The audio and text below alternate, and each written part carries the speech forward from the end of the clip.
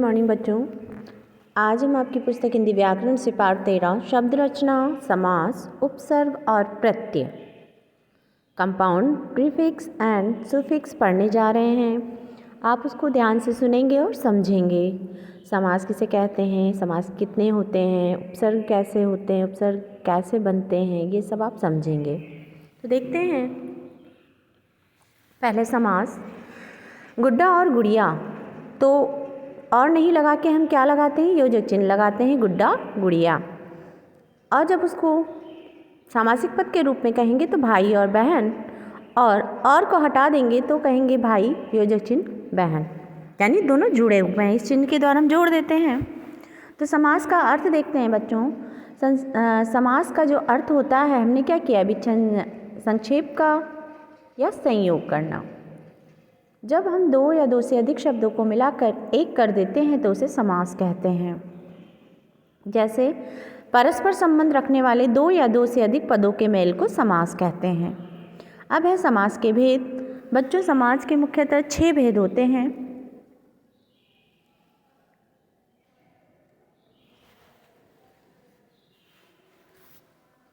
इसमें 4 हैं, गलत दिए हूँ आपको, देख लीजिएगा। 6 भेदों के नाम हैं अव्ययी भाव समास, तत्पुरुष समास, कर्मधारय समास, द्विगु समास, द्वंद्व समास और बहुव्रीहि समास। तो हम देखते हैं पहले अव्ययी भाव समास किसे कहते हैं, जिसका समस्त पद यानी पहला सारा पद, जो पहला पद होता है या शब्द अवयव हो। अवयव का अर्थ अविकारी, इसमें कोई विकार ना आए, बदल ना पाए, तथा समस्त पद वाक्य के क्रिया विशेषण का काम करे, उसे अव्ययी भाव समास कहते हैं। जैसे बच्चों, प्रत्येक को आप जानते हो ना, हर एक के लिए कहा जाता है, तो एक एक करके सबको गिनना, हर एक हो गया ना। हर साल यानी साल साल हर साल, प्रतिदिन यानी दिन दिन प्रतिदिन, भर पेट पेट भर कर, बखूबी यानी खूबी के साथ, बखूबी बोलते ना, यानी बहुत अच्छी खूबी के साथ उसने काम किया। फिर है कभी कभी पुनरुक्ति से भी, पुनरुक्ति यानी दोबारा कहने से, अव्ययी भाव समास बन जाते हैं। जैसे दिनों दिन, दिनों दिन मतलब हर दिन, धीरे धीरे यानी धीरे से धीरे, गली गली प्रत्येक गली, रातों रात रात ही रात में। तो ये था बच्चों अव्ययी भाव, जिसमें क्या होता है, पहला पद अव्यय होता है और क्रिया विशेषण का काम करता है। अब देखते हैं तत्पुरुष समास को। तत्पुरुष समास में दूसरा पद प्रधान होता है तथा इसकी बनावट में दो शब्दों के मध्य कारक चिन्ह कौन कौन से होते हैं, को, की, के लिए, में, से, पर, ये सब लोपित होते हैं, लोप होता है इनका, दिखाई नहीं देते हैं ये।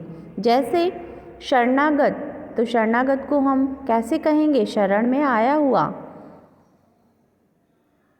चिड़ी मार, चिड़िया को मारने वाला।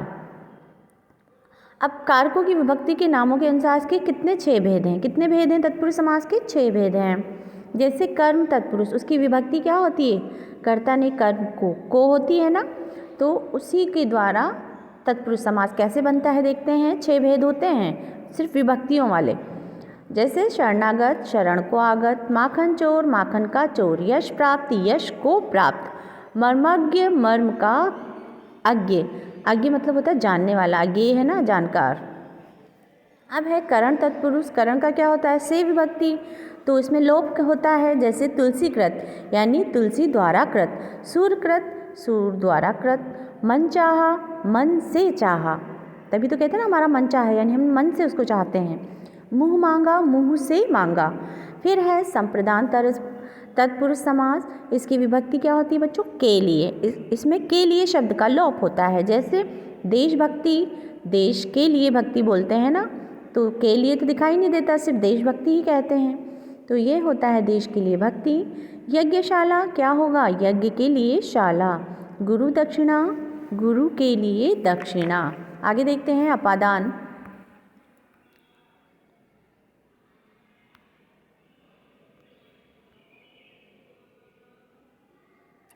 ये देख लिए, देशभक्ति देश के लिए, यज्ञशाला यज्ञ के लिए, गुरु दक्षिणा गुरु के लिए दक्षिणा। अब है अपादान तत्पुरुष, भेद हैं ये तत्पुरुष के ही, ये समास नहीं है, ये तत्पुरुष समास के भेद हैं बच्चों। अपादान कारक की विभक्ति क्या होती है? से होती है। तो इसमें ये वाला से कौन सा होता है? अलग होने वाला। तो इसमें कौन सा आएगा? बंधन मुक्त यानी बंधन से मुक्त। धर्म विमुख, धर्म से विमुख। जीवन मुक्त यानी जीवन से मुक्त। फिर है संबंध तत्पुरुष। संबंध में कौन सी विभक्ति की होती है? काके की। इसमें काके की का लोप होता है। जैसे गंगा जल, तो क्या कहेंगे? गंगा का जल। गंगा के जल को ही तो गंगा जल कहते हैं। सेना नायक, सेना का नायक। राष्ट्रपिता, राष्ट्र के पिता। फिर है अधिकरण तत्पुरुष। अधिकरण तत्पुरुष की विभक्ति क्या होती है? में और पर। तो यहाँ पे जो शब्द आएगा उसमें में और पर का लोप होगा, वो दिखाई नहीं देगा। जैसे घुड़सवार यानी घोड़े पर सवार। सिर दर्द, सिर में दर्द। शरणागत, शरण में आया हुआ। देखिए शरणागत उसमें भी था आपके कर्ण में भी, और शरणागत आपके अधिकरण में भी है। अब आगे बढ़ते हैं बच्चों। इनके अतिरिक्त तत्पुरुष समास के दो उपभेद होते हैं, कर्मधारय समास, द्विगु समास। द्वंद्व समास देख लेते हैं। जिस समास, अब द्वंद्व क्या है? तीसरा समास है। पहला कौन था? अव्ययी भाव, दूसरा तत्पुरुष, तीसरा द्वंद्व समास। समास के भेद पढ़ रहे थे ना। जिस समाज में दोनों खंड समान होते हैं, जो दो पद होते हैं वो दोनों ही समान होते हैं और प्रधान होते हैं, उन्हें द्वंद्व समास कहते हैं। जैसे कैसे? इस समास में दोनों पद को जोड़ने वाले समुच्चय बोधक अवयव होते हैं, और, या, अथवा। ये सब क्या होते हैं? लोप होते हैं, ये दिखाई नहीं देते हैं। जैसे सीताराम, सीता और राम। सुख दुख, सुख और दुख। जलवायु, जल और वायु। माता पिता, माता और पिता। तो ये बच्चों द्वंद्व है, दोनों ही प्रधान। सीता भी प्रमुख है तो राम भी प्रमुख है। जीवन भी प्रमुख है तो वायु भी प्रमुख है। जल भी प्रमुख है तो वायु प्रमुख है। माता भी प्रमुख है तो पिता भी प्रमुख है। इस तरीके से ये दोनों ही पद क्या होते हैं? प्रधान होते हैं। दो पद होते हैं, दो है ना, एक सीता है एक राम है, दो पद हैं इसमें, दोनों ही क्या है? प्रधान है। तो ये द्वंद्व समास। आगे चलते हैं, बहुव्रीहि समास। चौथा नंबर, जिन समस्त पदों में कोई भी पद प्रधान न होकर अन्य ही प्रधान हो, बहुव्रीहि समास कहलाता है। बहुव्रीहि समास में समास का विग्रह किसी विशेष अर्थ की ओर संकेत करता है। देखिए बहुव्रीहि समास में क्या होता है बच्चों? इसमें कोई भी पद प्रधान नहीं होता, इसमें तीसरा अर्थ निकलता है, वो प्रधान होता है। कैसे? विषधर। अब आपको पता है विषधर कौन है? यानी विष को धारण करने वाले। विष को धारण किसने किया? अर्थात शिव जी। तीसरा अर्थ निकला ना। पीताम्बर, पीला है अंबर यानी कपड़ा, तो पीला अंबर किसका है? श्री कृष्ण का, अर्थात श्री कृष्ण। चतुरानन कौन है? जिनके चार मुख हैं, आनन है। चतुरानन चार मुख वाले कौन है? ब्रह्मा जी हैं। गजानन हाथी के मुंह वाले, या हाथी जिसका मुंह है, तो कौन है? गणेश जी। तीसरा अर्थ निकल रहा है। तो ऐसे पद जो तीसरा अर्थ देते हैं वो बहुव्रीहि समास कहलाते हैं। अब आपको दिया है द्विगु और बहुव्रीहि में अंतर। तो बच्चों द्विगु समास में पहला पद क्या होता है? संख्यावाची विशेषण होता है, और दूसरा पद क्या होता है? विशेष्य होता है। लेकिन बहुव्रीहि समास में क्या होता है बच्चों? बहुव्रीहि समास में दोनों पदों के मेल से किसी तीसरे पद के अर्थ की ओर संकेत होता है। जैसे अभी मैंने बताया, जैसे उदाहरण है त्रिनेत्र। त्रिनेत्र यानी तीन नेत्रों वाला। त्रि क्या है? संख्यावाची विशेषण। नेत्र क्या है? विशेष्य है। तो त्रिनेत्र आपका किस में आया? द्विगु में भी आया, और बहुव्रीहि में भी आएगा। त्रिनेत्र यानी तीन नेत्र हैं जिसके, अर्थात कौन है? शिव। तो तीसरा अर्थ निकलेगा, वहाँ बहुव्रीहि समास होगा। और जहाँ सिर्फ संख्यावाची होंगे और विशेषण होंगे वहाँ पे क्या होगा? द्विगु समास होगा। अब देखते हैं संधि और समास में अंतर। संधि क्या होता है? वर्णों का मेल होता है। जैसे नर, धन, इंद्र, तो नरेंद्र हो गया। तो अब और धन ई वर्णों के मेल से क्या बना? ए हो गया। एक ही मात्रा हो गई ना, नरेंद्र शब्द बन गया। समास में एक से अधिक पदों को मिलाकर उनका संक्षिप्त रूप बनाया दिया जाता है। जैसे देश के लिए भक्ति, तो क्या बनाया गया? देश भक्ति। इसमें दो को जोड़ा नहीं है लेकिन एक साथ बनाया गया है। अब है कर्मधारय समास, बहुव्रीहि समास में अंतर। तो कर्मधारय और बहुव्रीहि में अंतर होता है बच्चों। कर्मधारय समास में पहला पद विशेषण होता है और दूसरा पद विशेष्य होता है, और बहुव्रीहि समास में दोनों पदों के मेल से किसी अन्य के अर्थ की ओर संकेत होता है। बहुव्रीहि वही होगा। जैसे कमल नयन, कमल जैसे नयन, तो कमल क्या है? हाँ, विशेषण। नयन क्या है? विशेष्य। पीतांबर, पीत है जो अंबर, ये कर्मधारय समास है क्योंकि इसमें विशेषण और विशेष शब्द हैं। बहुब्रीहि में क्या होता है? पहला संख्यावाची विशेषण और दूसरा विशेष। बहुब्रीहि में कमल नयन, कमल जैसे नयन है जिसके, कौन है कमल नयन? श्री कृष्ण को कहा जाता है। पीतांबर, पीला है अंबर जिसका अर्थात कौन है? कृष्ण जी हैं। अब आगे देख लेते हैं बच्चों। कर्मधारय समास, जहाँ विशेषण विशेष्य उपमेय उपमान का संबंध हो तथा दूसरा पद प्रधान हो वहाँ कर्मधारय समास होता है। जैसे विशेषण विशेष्य, पहला पद विशेषण तथा दूसरा पद विशेष्य होता है। जैसे विग्रह करेंगे महान है जो राजा, समासिक पद में क्या हो जाएगा? महाराजा। नीला है जो कमल को क्या कहेंगे? नील कमल। उपमेय उपमान में क्या होगा? विद्या रूपी धन, विद्याधन। मुख रूपी चंद्र, चंद्रमुख या मुख चंद्र। उपमेय उपमान में विग्रह क्या होगा? नरों में सिंह के समान नरसिंह, चंद्रमा के समान मुख, चंद्रमुख।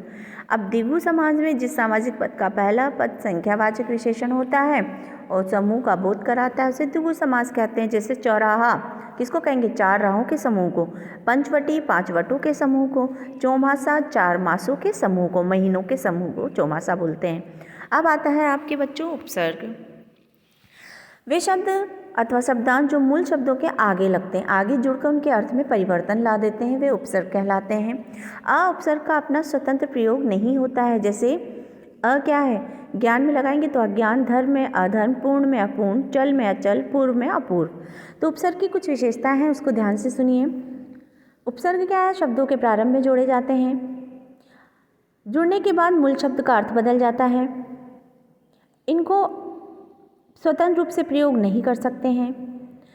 इनके प्रयोग से नवीन शब्दों का निर्माण होता है। अब उपसर्ग के भेद हैं बच्चों। हिंदी भाषा में प्रयोग किए जाने वाले उपसर्गों को चार भागों में विभाजित किया गया है। पहला संस्कृत के, हिंदी के, उर्दू के, संस्कृत के। संस्कृत के अवयव, संस्कृत के उपसर्ग भी हैं, अवयव भी हैं।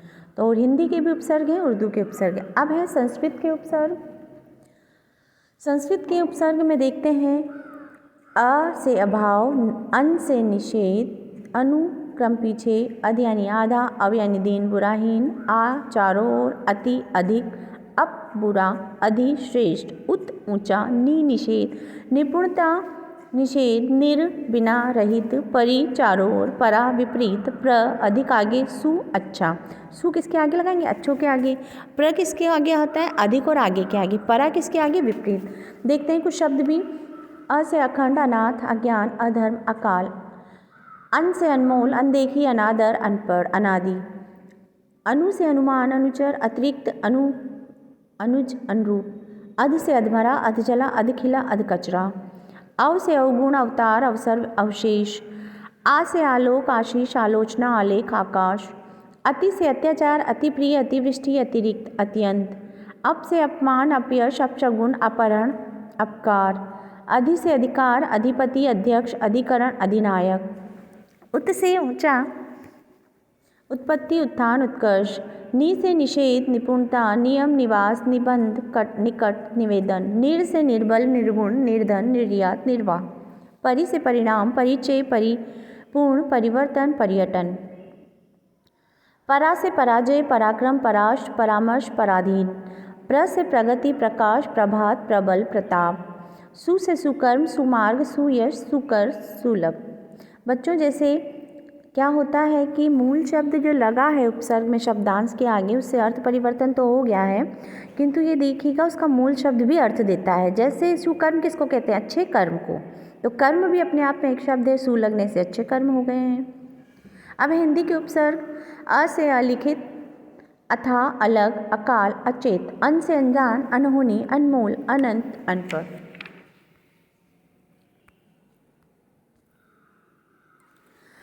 अध से अधजला, अधखिला, अधमरा, अधपका। कु से कुपुत्र, कुरूप, कुमार, कुपूत, कुसंग।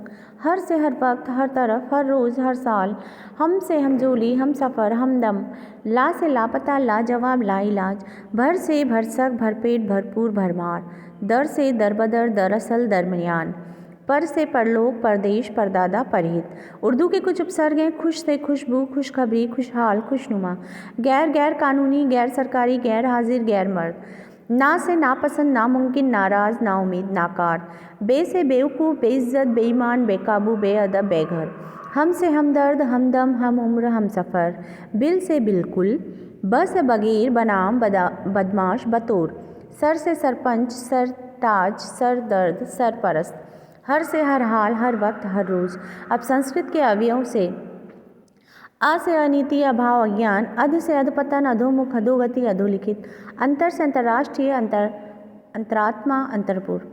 अलम से अलंकृत, अलंकरण, अलंकरण। आवि से आविर्भाव, आविष्कार। सत से सत्कर्म, सत्संग, सन्मार्ग, सत्कार, सज्जन। सह से सहपाठी, सहयोग, सहकारी, सहमत, सहचर। पुरा से पुरातन, पुरातत्व, पुराकथा, पुराकाल। चिर से चिरकार, चिरायु, चिरस्थायी। सम से संपादक, संतोष, संपर्क, संजय, संदेह। आगे प्रत्यय देख लेते हैं बच्चों।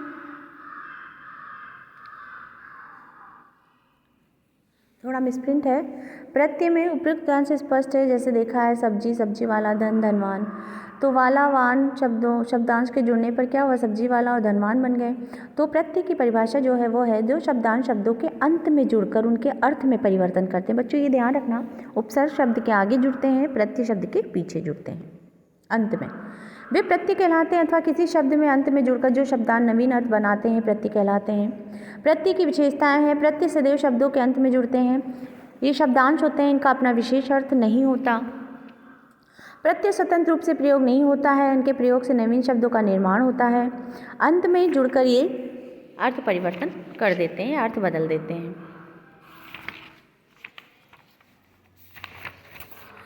तो बच्चों पाठ बड़ा है, देखते हैं प्रत्यय के भेद। प्रत्यय के दो भेद होते हैं, कृत और तद्धित। कृत क्रियाओं की धातुओं के अंत में लगने वाले प्रत्यय जो है कृत प्रत्यय कहलाते हैं। जैसे शब्द के अंत में कृत प्रत्यय लगा होता है, उसे कृदंत कहा जाता है। हिंदी में प्रयुक्त होने वाले कृत प्रत्यय के कुछ उदाहरण हैं। आका, लड़ाका। आओ, टिकाऊ, चलाऊ। आड़ी, खिलाड़ी। ऊ, चालू। ऐरा, लुटेरा। ये कृत प्रत्यय थे क्योंकि किस में लगे हैं, क्रिया में लगे हैं। अब है भाववाचक संज्ञा बनाने वाले कृत प्रत्यय। आन से लगान, चढ़ान। आओ से बहाओ, फैलाओ। आई से लड़ाई, सुनाई। आवट से लिखावट, मिलावट। अब है करणवाचक संज्ञा बनाने वाले कृत प्रत्यय। आ से घेरा, भूला। न से बेलन, बंधन। ऊ से झाड़ू। नी से चटनी। संस्कृत के कृत प्रत्यय क्या है बच्चों, भाववाचक संज्ञा बनाने वाले हैं। अन से गमन, सहन। अना से रचना, वेदना। आ से पूजा। ती से भक्ति। या से विद्या। कृतवाच्य संज्ञा बनाने वाले प्रत्यय कैन से हैं। अक से कारक, पाठक। अन से पावन। ई से कामी, लोभी। त्र से अस्त्र और वस्त्र। विशेषण बनाने वाले प्रत्यय कृत से अनीय, निंदनीय। आलू, दयालु। य, पेय, देय। अब है तद्धित प्रत्यय। जिन शब्दांशों का प्रयोग संज्ञा, सर्वनाम, विशेषण अथवा अवयव शब्दों के अंत में किया जाता है वे तद्धित प्रत्यय कहलाते हैं। इनके योग से निर्मित शब्द तद्धितांत कहलाते हैं, तद्धितांत कहलाते हैं। मीठा से आस लगाएंगे, मिठास। पाठ में क लगाएंगे, पाठक। प्रभु में ता लगाएंगे, प्रभुता। संग में त लगाएंगे, संगत। अब हिंदी में प्रयुक्त होने वाले प्रमुख तद्धित प्रत्ययों के कुछ उदाहरण हैं। आर, सुनार। इया, मुखिया, दुखिया। हारा, लकड़हारा। ई, तेली। वाला, घरवाला, गाड़ी वाला। गर, जादूगर, सौदागर। ये क्या थे, कृत प्रत्यय से बनाने वाले तद्धित प्रत्यय थे। अब है तद्धित प्रत्यय। आई, पंडिताई। आपा, मोटापा।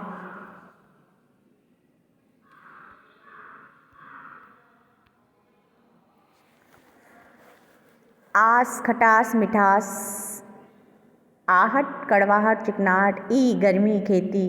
फिर तद्धित प्रत्यय आल, ससुराल। ऐरा, चचेरा। हाल, ननिहाल। ई से प्यासी, रस्सी। ईया से लुटिया, खटिया। आ से भूखा। ई से क्रोधी। ईला से गर्वीला। ऊ से बाजारू। ईया से मुंबईया। ई से गुजराती, पंजाबी। आ से प्रिया। ये देखिए यहाँ पे किस प्रकार बनाए हैं, पुल्लिंग से स्त्रीलिंग बनाने वाले तद्धित प्रत्यय।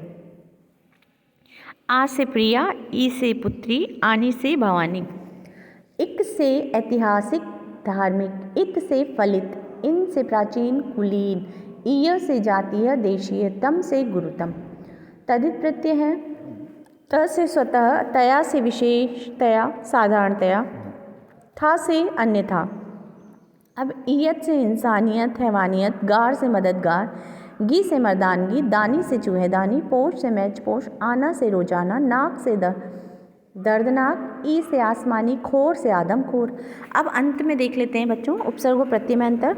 उपसर्ग वे शब्दांश हैं जो मूल शब्द के प्रारंभ में लगाए जाते हैं, परंतु प्रत्यय वे शब्दांश होते हैं जो मूल शब्द के अंत में लगाए जाते हैं। तो बच्चों ये था आपका पाठ क्या, समास, उपसर्ग और प्रत्यय। धन्यवाद।